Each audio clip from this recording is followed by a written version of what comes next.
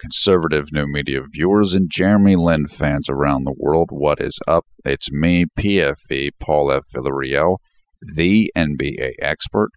We're here to talk about Jeremy Lin returning to action for the Houston Rockets. Woo! It's about time because now the games can start getting interesting again for you and for me. So it's been 6 games, and but it was reported after today's practice on December 12th, Tuesday, 2013, here in the United States.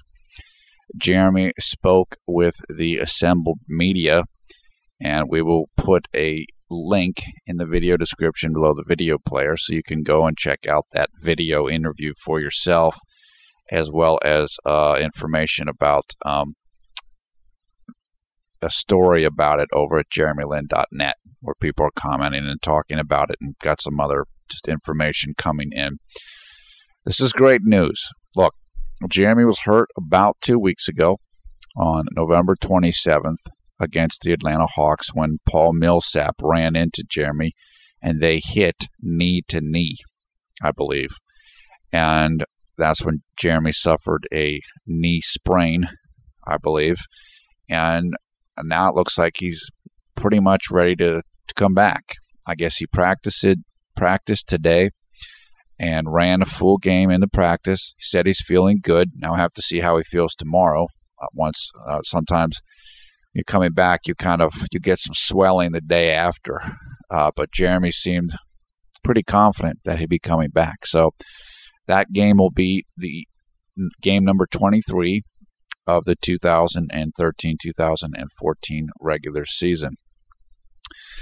The game will take place, as I said, against Portland, and it will be on December 14th, 2013, here in the United States, and it will take place at 10:30 p.m. Eastern Time, and it will be shown here in the U.S. on TNT television.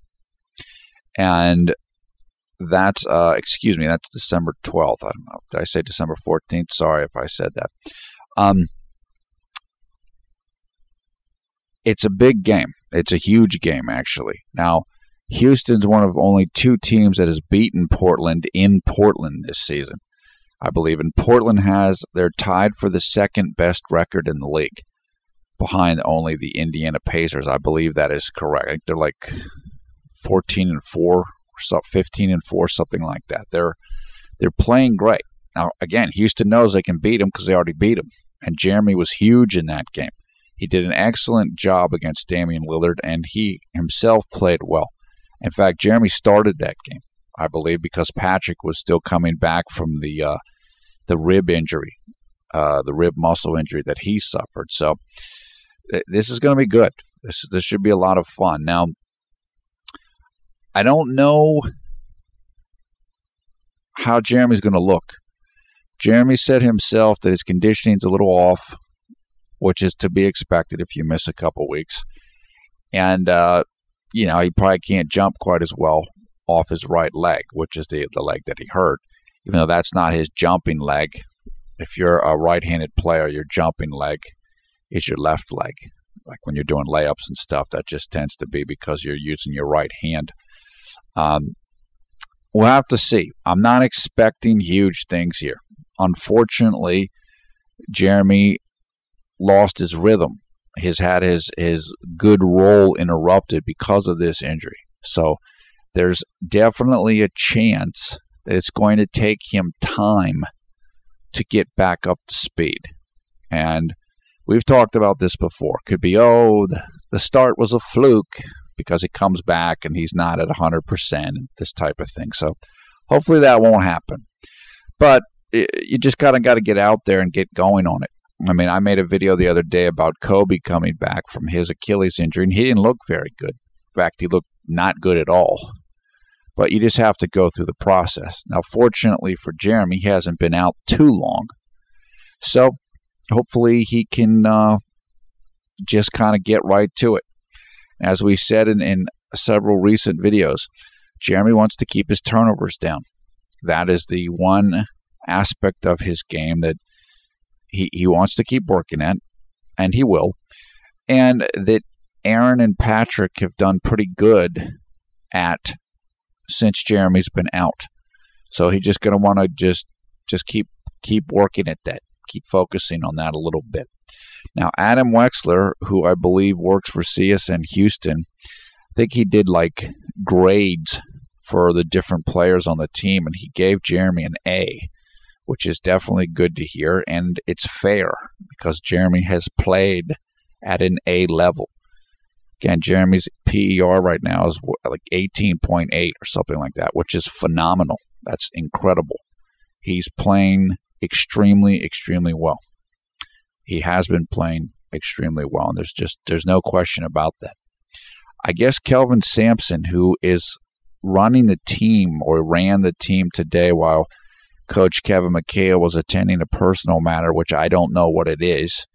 I'm not sure exactly when Kevin McHale is going to be back either. We'll see if he's back in time for the Portland game.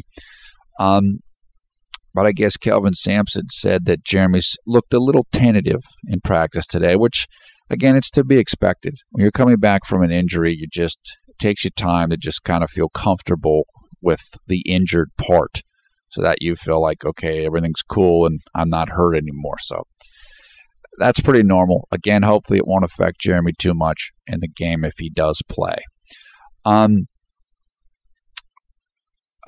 Just looking. Oh, also, I know that Bill Simmons, of course, who runs Grantland, and he covers the NBA, does the studio show for ESPN now, ESPN/ABC. I know that you guys told me that he did a podcast recently praising Jeremy, or that was in the podcast, not the entire podcast wasn't about Jeremy Lin, I don't think, but he mentioned Jeremy in there, and that's good. Now, I still haven't had a chance to listen to that. Again, I've been busy with other things recently, but look, I think Bill likes Jeremy, and I think I'm also glad because I think the podcast was with Zach Lowe, who also works for Grantland, and Zach has said a thing or two that hasn't been great about Jeremy. And this whole thing of Jeremy and James Harden can't be playing defense together because it's so bad, this type of thing. So that's good. I'm glad to hear that Bill defended Jeremy, and he brought up the stats, I believe, about Jeremy driving to the basket and these types of things. And good. That's definitely really, really good. I mean, just going over the stats and all the different stats, and stats for Jeremy and stats for Patrick and the stats for Aaron. Look, Jeremy's stats are really, really good. I mean, there's no way around that. They're good or better than the stats for Patrick and stats for Aaron. So, I mean, that's what it is. And I know that there's a bunch of people who criticized Jeremy last year for stats that are better than Patrick's stats are right now. So that's what it is. And I know somebody, and I can't remember who it is right now, Jack, I think, on Twitter was saying, hey, the videos or the last videos sounded like Jeremy versus Patrick rather than Houston versus Orlando. And yeah, I mean, that's fair. You have to understand, these videos are for Jeremy Lin fans. I mean, they're for everybody. They're for Houston Rockets fans and everything.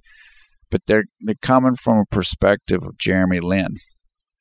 And a whole bunch of people, or pretty much everybody, in my opinion, that's a Jeremy Lin fan, doesn't understand why Patrick's starting and Jeremy isn't.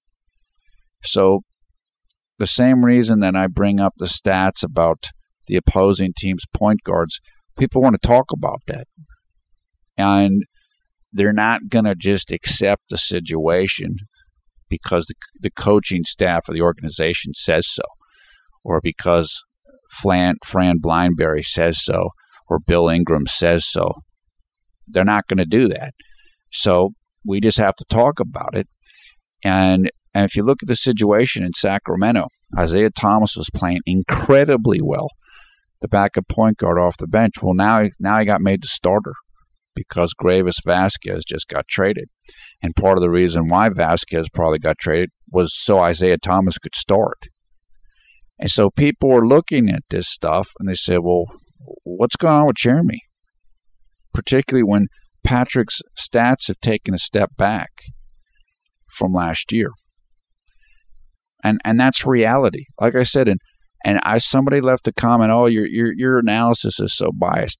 Is it? Maybe it is. But I'm just trying to say it like I see it.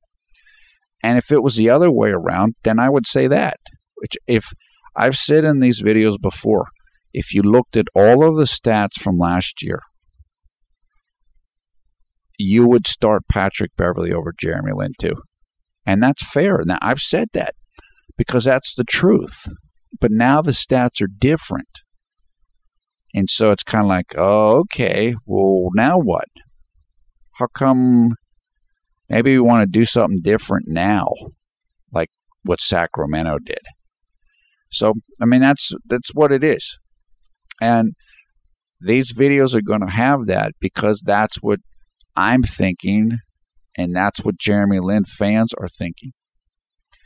And look, here's the truth. There are, 30 starting point guards in the league right now. And there's only one of those starting point guards, Kirk Heinrich of the Chicago Bulls, who isn't supposed to be the starter, who has a PER lower than Patrick Beverley. So Patrick Beverley is number 29 of 30 in that list. And I was over at Basketball Reference looking at defensive ratings of players, and Patrick and Jeremy have the same rating. So you have two players with the same defensive rating, and one guy's got like an 8-point higher PER, and he's not starting. Well, I mean, people are going to talk about that.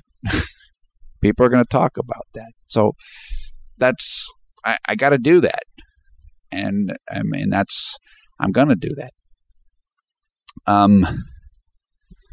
I also saw something. I was over at JeremyLin.net looking at this, getting the information for the link for the video, and I know somebody posted something from the guy over at Clutch Fans Toracan, who posted opposing point guard stats against Jeremy and Patrick, and they're almost identical. So again, when you're talking about defensive stuff, it's almost the same. So I guess then we get back to the thing of, okay, well, the second unit needs somebody to lead it, with the assumption, I guess, then being that Aaron can't lead it, which I don't know if that's true or not, but whatever. So the team is locked into this. They're set on this for now. That's fine. Look, the team's doing well, good. But people are going to talk about it. People are going to talk about it. And I'm going to talk about it in these videos because, again, they're coming from a Jeremy Lin perspective. I also want to say quickly that Isaiah Canaan, the rookie who was drafted, the point guard, apparently he's playing really well down in the D-League affiliate. I believe it's the Rio Grande Vipers for the Rockets. He's doing really great. So, look, we've talked about it before. There could come a situation where the Rockets don't feel like they need Jeremy for whatever reason, because Aaron's playing well, or Isaiah Canaan's playing well, or whatever it is. And we'll have to see. We'll just have to see. We've talked before about it looking like Omer Asik is on the way out, and he probably is on the way out. And he is probably going to be on the way out pretty soon, like within the next 9 or 10 days. And we'll just have to see from there. We'll have to see what happens here. Again, we'll see where the team stands and how they really feel about Jeremy, how Jeremy's doing, et cetera, et cetera. Again, from a Jeremy Lin fan perspective, I just want Jeremy to be healthy and keep playing the way he's been playing, and then just let the chips fall where they might fall. I hope he stays with the team for the rest of the year, just again for continuity purposes, just so he can have some stability. But if he gets traded, he gets traded. And again, I won't be really sad about that. Hopefully he can go to a situation where he can play and get a chance to start. Now, as I mentioned recently, the point guard for the Boston Celtics, Jordan Crawford, is playing really, really well. In fact, I think he might have just been named Eastern Conference Player of the Week. So if Jeremy's part of a deal that goes to Boston for Rajon Rondo, he might not start there. And we have to look at that. He might, but he might not. So that's not a slam dunk based upon what's happening there. Although what's good to see there is that the coach, I believe Brad Stevens, obviously he knows how to develop point guards, because Jordan Crawford, I don't think, was very good last year, and now he's playing incredibly well. It's almost like Jeremy playing in Golden State and then playing for Mike D'Antoni. So that could be a great situation for Jeremy. Although, again, I'm not sure if he would necessarily be kind of have an easy path to become the starter based upon the way Crawford is playing. Okay, that is it for now. Look, this is great news. I know a lot of you guys are not watching the games because Jeremy's not playing. In fact, somebody posted, and I'm sorry I don't remember who it is right now. Somebody posted a piece of information, apparently that from a Taiwanese news service. They did a poll saying, are you watching the games when Jeremy's not playing? And 40% of people said, nope, not watching. And I know in interacting with people on Twitter and the comments that there's a whole bunch of you guys that are not watching because Jeremy's not playing. And again, I try to tell people this. You don't understand how popular Jeremy is. And when I describe it to people, I talk about it like Tiger Woods in golf. There's a whole bunch of people who are huge Tiger Woods fans, and they will not watch golf unless Tiger's playing. But when Tiger plays, then they watch. That's a similar thing with Jeremy. If Jeremy plays, then people will watch. If he doesn't play, they're not watching. And that's a big effect, especially when again, Taiwan is about 25 million people? That's a lot of people. 40% of people aren't going to watch when Jeremy's not playing. That's a whole bunch of people. Not to say that the entire nation is watching Rockets games, but still, you're talking about a significant group of people there. And that's just Taiwan. A lot of other fans are from all over the place, and they're the same way. I know because they tell me this. I'm not watching. We're watching your videos still, but we're not watching the games because Jeremy's not playing. So I guess it'll be good for viewing numbers that Jeremy's coming back. And look, hopefully he'll come back and do great. Again, we have to see how he feels tomorrow. Make sure the knee's okay after the full practice. It can swell on you a little bit and stuff. Hopefully it won't. But hopefully he'll be able to do something similar to what he did the last time they played Portland. That would be phenomenal. And as I mentioned, hopefully his three-point shooting's kind of coming back a little bit. It's gone away a little bit. Hopefully it's back a little bit. He's still shooting well. I mean, he's still shooting like 39% for three for the season, that's very good. So hopefully so. Okay, that is it for now. Your comments below, thumbs up, thumbs down. It is currently 5:30 p.m. here on the East Coast of the United States on Tuesday, December 10th, 2013, which means it is 6:32 a.m. on Wednesday, December 11th, 2013 in Taipei, Taiwan.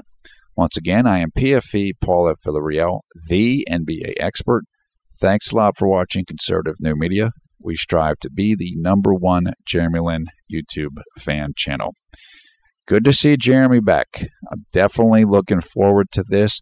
I do hope he's feeling good and ready to play at or near the level that he was playing at before he got hurt. And as I said, hopefully this will be the only little health issue he'll have for the whole year. His health's been great since the knee injury in New York. He had the fluke chest contusion thing against Oklahoma City and this fluke injury as well. Hopefully that's it. Hopefully he can just kind of keep on moving from here. There won't be any more interruptions, and he can just keep on putting up the numbers that he's been putting up this season so far. So that's it for now. Hope everybody's having a great night, a great day, wherever you are around the world when you watch this video. Take care, and we will talk to you again soon.